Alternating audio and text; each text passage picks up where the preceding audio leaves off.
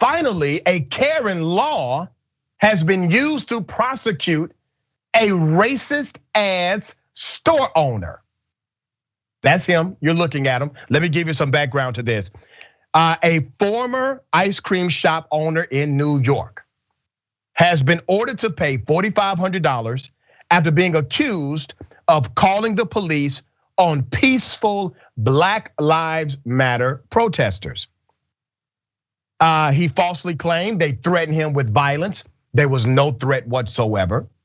The protesters were there because it was revealed that the shop owner, via text, this was revealed, that the shop owner used the N-word to describe a Black former employee and that he would not hire Black people. Let's put up his picture.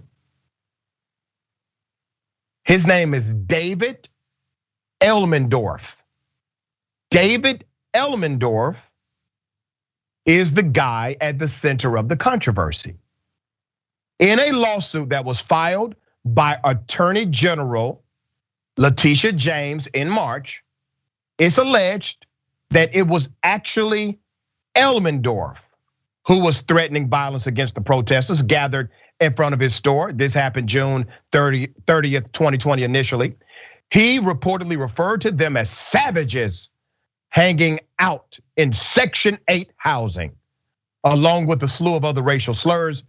Elmendorf was accused of brandishing a .22 caliber air rifle pellet gun at the group and threatening to shoot the protesters and run them over with his truck. This actually has a very good ending. That guy, let's put his picture up again. He was arrested, okay? Elmendorf was arrested and charged with 2 misdemeanor counts of menacing related to the incident after police recovered a pellet gun, a can of ammunition, and a rifle scope in his vehicle.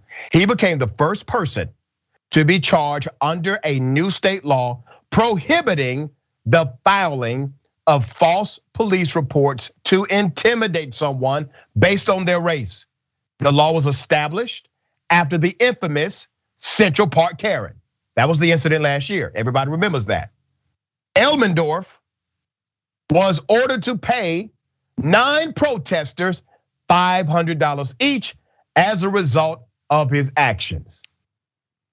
Should have been $5,000, but we'll take it. It's a start. That's called punitive, by the way.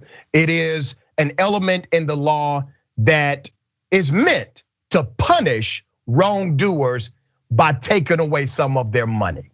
Okay, so he has been arrested.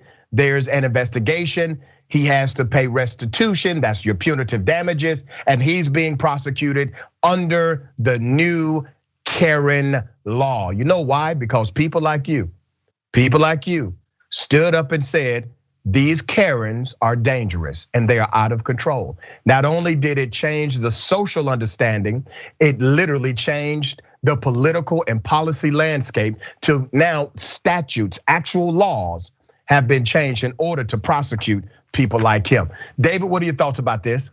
Well, my thoughts are Mr. Elmendorf is gonna find out the hard way that the ice cream doesn't taste so good in the big house. So maybe he should have been a little bit safer. But the other thing about it is, I mean, and we just did a story on Rebel HQ about this, about some kids who were running around Providence, Rhode Island, pointing BB guns, pellet guns at various people. They look the same as a regular rifle. And so when you do that, you are intimidating, you're threatening, you're essentially telling people to be fearful of your life, even if it may not be fearful of your life because it's a pellet gun. I mean, that's dangerous, it's reckless. And so I'm glad that they've got this Karen law in New York and they're able to use it to prosecute this guy. Clearly, he's got some serious challenges and issues and needs to be put away for a while. Yep. And he had to sell his ice cream shop because of the mounting pressure. So he no longer owns that ice cream shop. He has definitely been penalized in various ways because of his own racism, okay?